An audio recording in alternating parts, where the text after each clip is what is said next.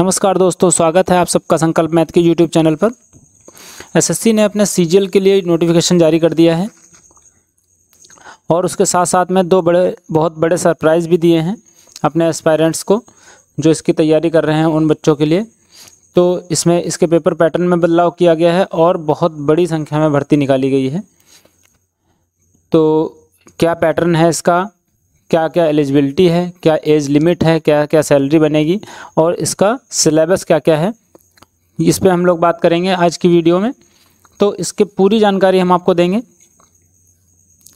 तो वीडियो में बने रहिए लास्ट तक।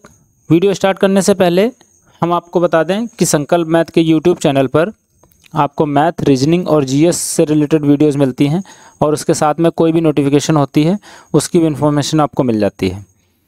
तो जिन लोगों ने भी अभी तक हमारा चैनल सब्सक्राइब नहीं किया है, आप लोग कर लीजिए। बगल में जो बेल आइकन का बटन है वो भी दबा दें ताकि आपको वीडियो का नोटिफिकेशन भी टाइमली मिलता रहे। वीडियो स्टार्ट करते हैं। सबसे पहले जो बच्चे एसएससी सीजीएल की पोस्ट, एसएससी सीजीएल क्या होता है वो इसके बारे में नहीं जानते हैं, उनको बता दें कि एसएससी का फुल फॉर्म होता है स्टाफ सिलेक्शन कमीशन। ये एक कमीशन है जो सेंट्रल गवर्नमेंट से के जो डिपार्टमेंट्स हैं सेंट्रल गवर्नमेंट से रिलेटेड, उनके लिए एग्ज़ाम कंडक्ट करवाती है एसएससी, ठीक है। और सीजीएल क्या है? सीजीएल मतलब कंबाइंड ग्रेजुएट लेवल एग्ज़ाम। तो जो बच्चे ग्रेजुएट हो गए हैं वे इस फॉर्म को भर सकते हैं, मतलब ग्रेजुएट लेवल की जो पोस्ट होती है उसके लिए एग्ज़ाम कंडक्ट करवा रही है इस टाइम। इसी तरीके से सीजीएल के अलावा CHSL मतलब कंबाइंड हायर सेकेंडरी लेवल और MTS का भी एग्ज़ाम ये कंडक्ट करवाती है एसएससी ही। तो इसके अलग अलग एग्ज़ाम होते हैं, MTS का, CHSL का, और CGL का। CGL का जो एग्ज़ाम है बहुत ही डिमांडिंग है, बहुत ही ज़्यादा बच्चे इसको अप्लाई करते हैं। इंपॉर्टेंट डेट्स देख लेते हैं। 17 सितंबर से फॉर्म अप्लाई होना स्टार्ट हो जाएगा और 8 अक्टूबर इसकी लास्ट डेट है। वहीं फ़ीस सबमिट करने की लास्ट डेट 9 अक्टूबर है। तो आप लोग बिना किसी देरी किए हुए जो बच्चे ग्रेजुएट हैं और इस फॉर्म को भरना चाह रहे हैं तो वो लोग आप जल्दी से जल्दी इसको भर दें, लास्ट डेट का इंतज़ार ना करें। इसका एग्ज़ाम जो Tier 1 है, पहला एग्ज़ाम, वो दिसंबर में हो जाना है। इसके बाद में देखते हैं पोस्ट कौन कौन सी हैं इसमें और उनका पे स्केल क्या है। सबसे पहले आती है AAO की पोस्ट, असिस्टेंट ऑडिट ऑफिसर और असिस्टेंट अकाउंट ऑफिसर। ये Indian audit and account department में ये दो पोस्टें हैं इस डिपार्टमेंट की, और इनका लेवल 8 में ये पोस्टें हैं, मतलब 47,600 इनका बेसिक पे है।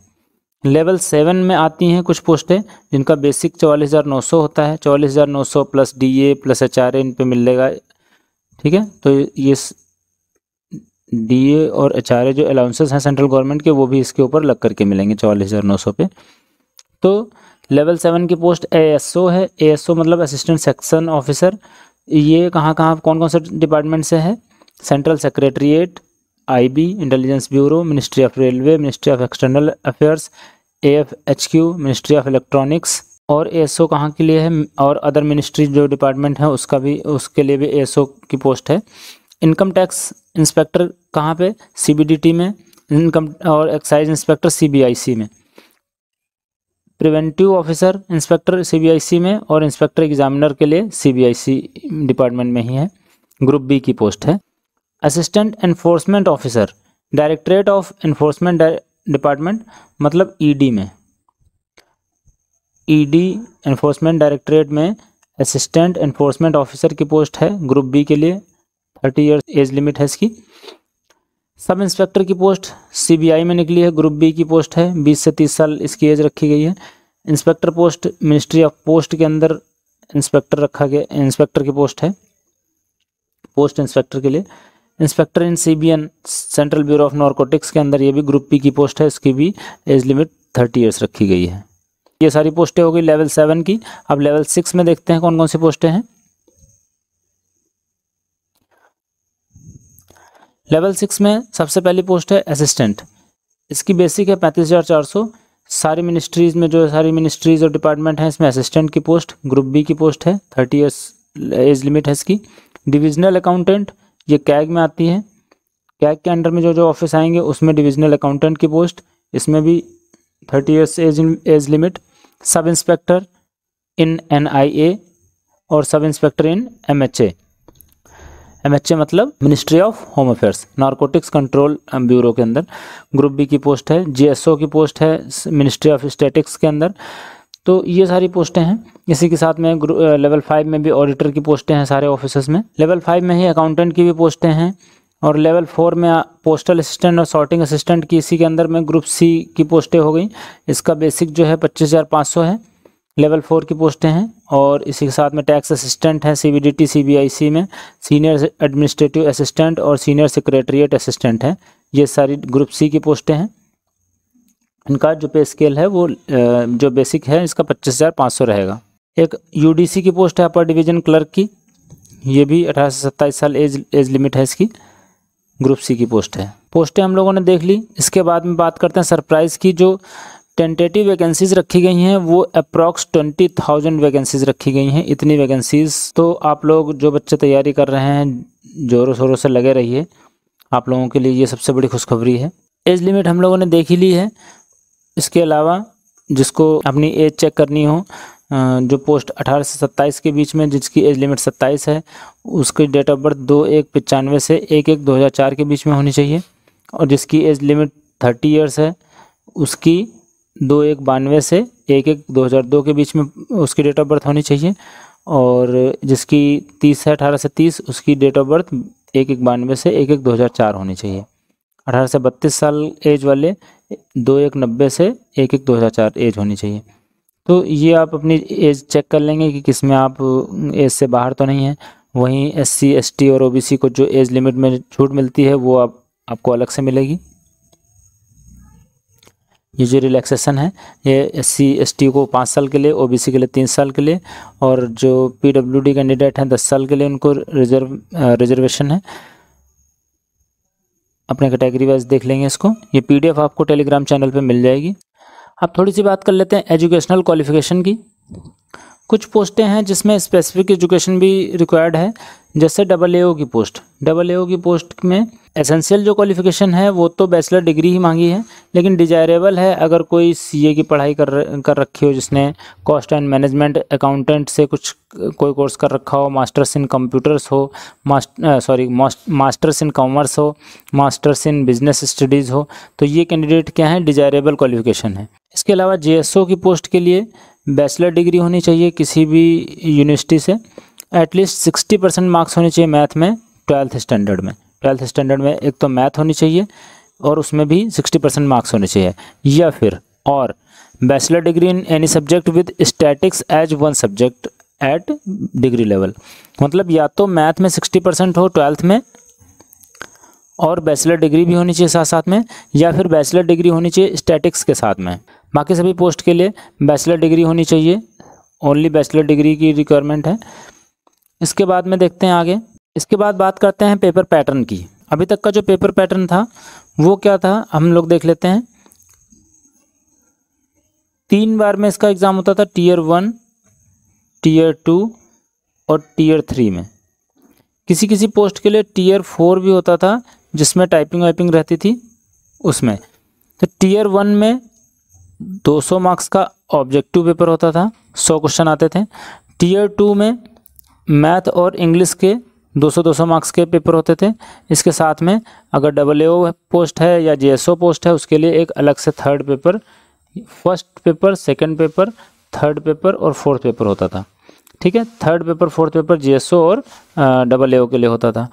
Tier 3 सबके लिए होता था, ये डिस्क्रिप्टिव होता था। ये सारे ऑब्जेक्टिव हैं और ये डिस्क्रिप्टिव।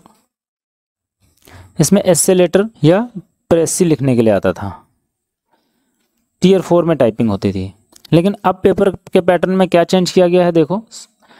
Tier 1 में तो लगभग सेम ही रखा गया है, reasoning, general awareness, quantity aptitude और इंग्लिश कॉम्प्रहेंशन। 25-25 क्वेश्चंस आएंगे, 25 क्वेश्चन रीजनिंग के, 25 क्वेश्चन GS के और 25 क्वेश्चन मैथ के और 25 क्वेश्चन इंग्लिश के। 2 मार्क्स ईच क्वेश्चन कंटेन करेगा और साथ साथ में 1/4 माइनस मार्किंग रहेगी। मेंस में देखते हैं, Tier 1 में तो कोई बदलाव नहीं किया गया है, लेकिन मेंस का देखते हैं हम लोग। मेंस में जहाँ पे सिर्फ मैथ और इंग्लिश पूछी जाती थी, वहाँ मैथ के साथ में रीजनिंग को भी जोड़ दिया गया है। 100 क्वेश्चन मैथ के आते थे, 200 नंबर्स के। वहीं 30 क्वेश्चन मैथ के और 30 क्वेश्चन रीजनिंग के ही कर दिए गए हैं, 100 क्वेश्चन हटा करके 30 टोटल 60 क्वेश्चंस और 60 एक क्वेश्चन 3 मार्क्स का, टोटल 180 मार्क्स। ठीक है, ये चेंज किया गया है। मैथ की जगह पे मैथ और रीजनिंग दोनों, और 30 क्वेश्चन आएंगे। एक क्वेश्चन कितने मार्क्स का होगा? 3 मार्क्स का, और टोटल मार्क्स 180। इसी तरह ये हो गया सेक्शन 1। सेक्शन 1 में जहाँ सेक्शन 2 में जहाँ पे इंग्लिश आती थी, वहाँ पे इंग्लिश के साथ साथ में जीए भी जोड़ दिया है। जीए कितने 25 क्वेश्चन आएंगे और इंग्लिश के आएंगे 45 क्वेश्चन। तो टोटल मिलाकर के क्वेश्चन हो गए 70 को 3 से मल्टीप्लाई करेंगे क्योंकि each question contain 3 marks, total 210 marks. तो इस तरीके से मैथ रीजनिंग 180 नंबर की और इंग्लिश और जीए मिलकर के 210 मार्क्स। साथ साथ में एक और सेक्शन 3 में मॉड्यूल 1 जोड़ दिया गया है कंप्यूटर नॉलेज का। इसके भी 20 क्वेश्चन आएंगे, इससे मिल करके बनती हैं 60 मार्क्स। ये टोटल जोड़ेंगे 180, 210 और 60। और पेपर 2 जो स्टैट्स का होता था और पेपर 3 जो जनरल स्टडीज जो फाइनेंस और इकोनॉमिक्स से रिलेटेड होता था वो एज इट इज़ रखा गया है। तो मेंस में जहाँ पर मैथ और इंग्लिश के ही क्वेश्चन आते थे, सिर्फ मैथ और इंग्लिश के, उसकी जगह पे क्या क्या कर दिया गया है? मैथ की जगह पे रीजनिंग और मैथ्स दोनों कर दिए गए हैं। इंग्लिश की जगह पे क्या क्या कर दिया गया है? इंग्लिश भी रखी गई है और साथ साथ में जीए भी जोड़ दी गई है, और इसी के साथ में एक एक्स्ट्रा पेपर कंप्यूटर का भी जोड़ दिया गया है। इसमें रीजनिंग के 30 क्वेश्चन, मैथ के 30 क्वेश्चन, इंग्लिश के 45 क्वेश्चंस, जीए के 25 क्वेश्चंस, कंप्यूटर के 20 क्वेश्चंस। टोटल मिलाकर के ये होते हैं 150 क्वेश्चन।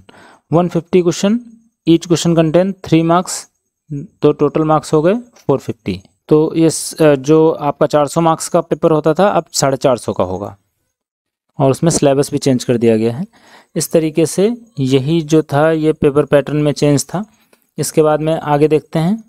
इसके साथ में ही अगर सिलेबस की बात करें तो रीजनिंग के सिलेबस में आप लोग डिटेल सिलेबस जो है देख सकते हैं यहाँ पर। इस ये पीडीएफ डाउनलोड कर लेंगे और इसका डिटेल सिलेबस आप लोग यहाँ से देख लेंगे। इसमें लगभग रीजनिंग का सिलेबस लगभग सेम ही रखा गया है। Analogy, symbolic number analogy, figure analogy, classification और नंबर सीरीज़, ये सारे लगभग चैप्टर्स वही लिए गए हैं जो पिछली बार सिलेबस में थे। इसके बाद में मैथ का भी सिलेबस आप लोग यहाँ से देख सकते हैं। जो इसके साथ साथ में जीए का जो सिलेबस है वो भी, उसमें क्या क्या है? History, culture, geography, economics, general polity और साइंटिफिक रिसर्च, साइंस से जो रिलेटेड जो क्वेश्चंस हैं वो जीए में आ गए हैं। वहीं मैथ की अगर बात करें, क्वांटिटेटिव एप्टीट्यूड, इसमें आपका profit loss, percentage, ratio, proportion, algebraic identities, school algebra, और ये तुम्हारा ट्रायंगल्स, ज्योमेट्री भी आ जाएगी आपकी, और आपका मेंसुरेशन, हेमिस्फीयर, और ये पिरामिड हो गया तुम्हारा। लगभग मैथ का भी सेम सिलेबस है। इसके बाद इंग्लिश में भी वही बोल दिया है, बेसिक कॉम्प्रहेंसिव राइटिंग एबिलिटी का टेस्ट होगा आपका।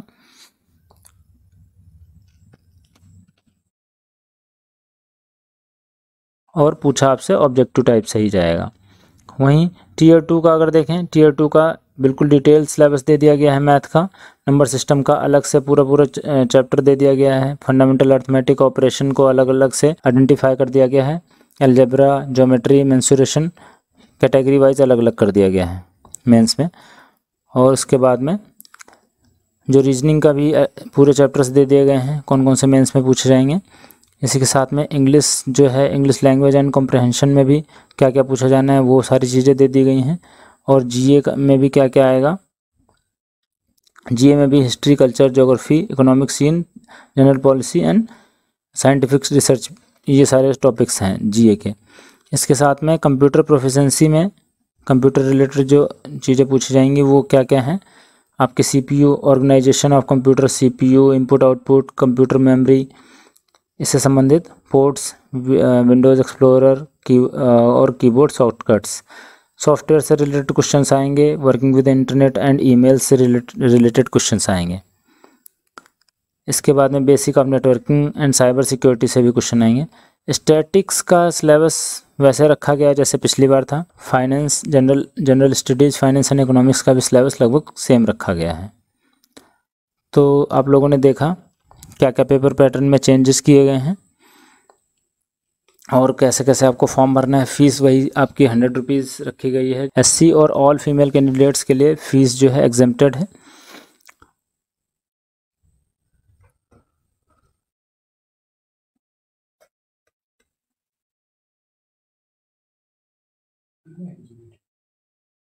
बस खत्म।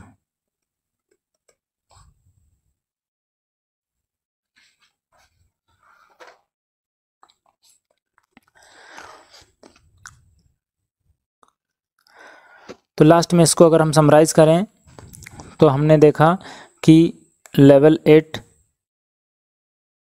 4 से लेकर के लेवल 8 तक की वैकेंसीज़ हैं ये। इसमें total 20,000 vacancies, 20,000 plus minus vacancies expected हैं। और उसके साथ साथ में जो पेपर पैटर्न है वो भी हमने देखा कुछ चेंज हुआ है। टीयर 1 सेम रखा गया है एज इट इज़। टीयर 2 में इंग्लिश, मैथ, रीजनिंग और जीएस सारी चीज़ें पूछ ली गई हैं। साथ साथ में कंप्यूटर भी एक अलग से जोड़ दिया गया है। और इसकी जो डेट है वो, इसकी जो फॉर्म अप्लाई करने की जो डेट है वो 17/9 से स्टार्ट होकर के 8/10 तक है। तो आप लोग इस फॉर्म को जल्दी से जल्दी भर दीजिए। बहुत ही अच्छा मौका है आप लोगों के पास में जॉब पाने के लिए। तो बेस्ट ऑफ लक। तो आज की इस वीडियो में इतना ही। वीडियो पसंद आई तो लाइक करें। मिलते हैं नेक्स्ट वीडियो में। थैंक्स फॉर वॉचिंग संकल्प मैथ्स।